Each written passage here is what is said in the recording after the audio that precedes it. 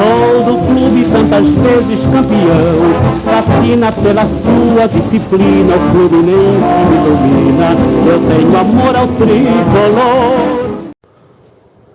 Olá, tricolores, sou Marco Vinícius Caldeira, aqui é o Panorama Tricolor Especial. Hoje nós temos dois convidados ilustres, dois grandes tricolores. Do meu lado esquerdo, Márcio Nogueira, publicitário, radialista, canal Fluminense, do Papo de Arquiba, né, do grande programa Papo de Arquiba.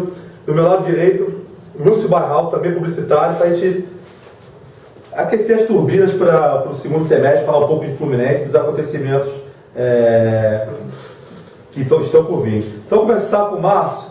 Márcio, faça aí umas considerações iniciais. O que você está esperando, o que você viu no Fluminense no primeiro semestre, o que você espera agora na volta após a Copa do Mundo, com as contratações, enfim, a forma que o Fluminense vem se apresentando. Bom, mais uma vez é um prazer participar aqui do programa. Olha, um primeiro semestre que começou muito mal para o Fluminense, né? Acho que o início de campeonato para o Fluminense foi uma coisa horrorosa, né? Porque teve aquele problema todo do rebaixamento, aquela coisa toda, da Portuguesa e tal. Então o Fluminense foi achincalhado pela imprensa, né? Pelos meios de comunicação. Foi um exagero que fizeram com o Fluminense. Aliás, todo mundo sabe o que aconteceu, mas ninguém tem prova, né? A gente sabe o que é, né? A gente sabe o que aconteceu, né? Quem era para ser rebaixado, só já teve final do Campeonato Brasileiro. Quem ficou na frente de quem? Fluminense, Flamengo e Português. É verdade. Então a gente sabe quem era para jogar a Série B, né? Aí quiseram entubar isso no Fluminense. Então, quer dizer, o ano começou meio conturbado e tal, uma situação bastante difícil para o Fluminense no Campeonato Carioca. O Renato Gaúcho não conseguiu encaixar um esquema tático no time do Fluminense. O Fluminense não rodava de jeito nenhum, até perdeu para o Novo Horizonte de 3-1 na Copa do Brasil. Né?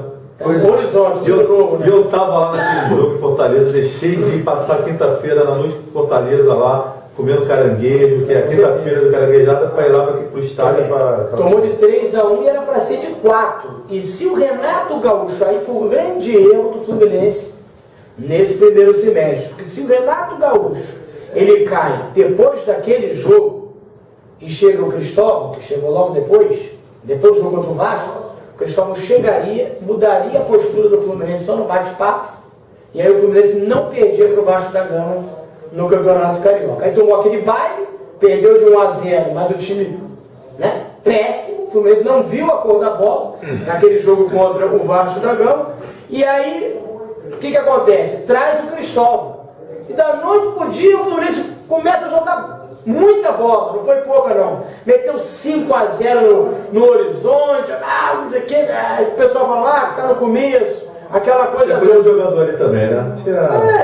Aí depois a gente soube que o Renato não voltou com os jogadores no meio do voo, veio antes, tinha aquele negócio de corpo mole, aquela coisa. O ambiente não estava bom. O ambiente não estava legal. Tanto é que o Cristóvão não mudou ninguém, não contratou ninguém, os jogadores foram os mesmos, e o Fluminense mudou da água para o vinho. Depois de perder o estadual, deu a volta por cima da Copa do Brasil e arrancou no Campeonato Brasileiro, sem mudar ninguém, só no bate-papo com o Cristóvão. Quer dizer, a gente via que tinha coisa errada. E agora eu espero no segundo semestre que o Fluminense mantenha o início do Campeonato Brasileiro e que foque na Copa do Brasil, para voltar à Taça Libertadores da América, que esse é o sonho de todo tricolor. Lúcio, assim, o Fluminense ano passado, a gente, o Márcio lembrou bem, né, sofreu uma chincalha, não tem outro termo, assim, não existe outro termo, porque foi feito com a instituição Fluminense centenária, gênese do futebol no Rio de Janeiro, gênese da seleção brasileira, enfim, esses jornalistas que não tentam falar, fazer jornalistas de merda, que não conhecem nada da história, que estão voltados mais para interesses econômicos, interesses outros que a gente não consegue entender. E, enfim, foi um ano que começou muito difícil, né? Agora o Cristóvão realmente acertou o time, né? Então eu queria que você fizesse uma análise, o que você pensa com essa chegada do Cristóvão, novos jogadores, o Cícero, o Henrique, até o zagueiro Fabiano, né? Enfim, Fabrício, desculpa, o volante Edson, enfim. E, cara, e principalmente, o que você pensa do Fred? O que pode acontecer depois desse Copa do Mundo, e que ele não foi bem, mas que para mim não foi culpa dele, e que também foi vilanizado pela imprensa como se fosse o culpado por esse desastre da seleção brasileira? Olha, eu acredito que o Cristóvão é um cara sério, é um cara que treina, é um cara que tem um conhecimento tático, coisa que o seu antecessor não tinha. O Renato Gaúcho, ele é motivador, ele tem os méritos dele enquanto foi jogador do Fluminense, nos deu o gol de barriga e tudo, mas como técnico ele é muito preguiçoso para estudar a técnica, estudar a tática. Ele é muito mais oba-oba, ele é um cara que, pô, vamos lá galera, raça, é sangue, é fusão e tudo, mas não tem esquema, só dá rachão. E assim, num futebol competitivo como o de hoje, duas coisas se destacam: preparação física, quando você tem um time muito bem preparado, que corre bastante, mas todos são nivelados por cima, porque qualquer time de campeonato carioca, qualquer Volta Redonda, Madureira, vai começar o campeonato carioca e eles começam a treinar em outubro, a parte física. Então os caras chegam voando e os times grandes voltam de férias, tem uma pré-temporada pequena e tal, então ele é nivelado por cima a preparação física, acredito, ainda mais no futebol moderno. Agora, a tática é que o Fluminense não tinha. E com o Cristóvão está se mostrando, não de agora, mas desde o Vasco, está se mostrando um cara muito bom nessa parte. Então, estava faltando para o grupo, para engrandecer o grupo do Fluminense. Algumas contratações pontuais, precisavam de um zagueiro, o Henrique veio para o Fluminense e dos treinos que eu tenho acompanhado nas Laranjeiras, está treinando muito bem. A gente precisava de um atacante de velocidade. O Birubiru é muito lento, é muito rápido, o Marco Júnior, mas são dois meninos ainda. E a volta do Elton Lenz, se ele voltar, enfim, parece que está quase certo. O Marco Júnior foi emprestado, né? Sim, foi emprestado. Mas assim, vai ter um gargalo que vai ser muito bom para o esquema tático, para a variação tática do Fluminense.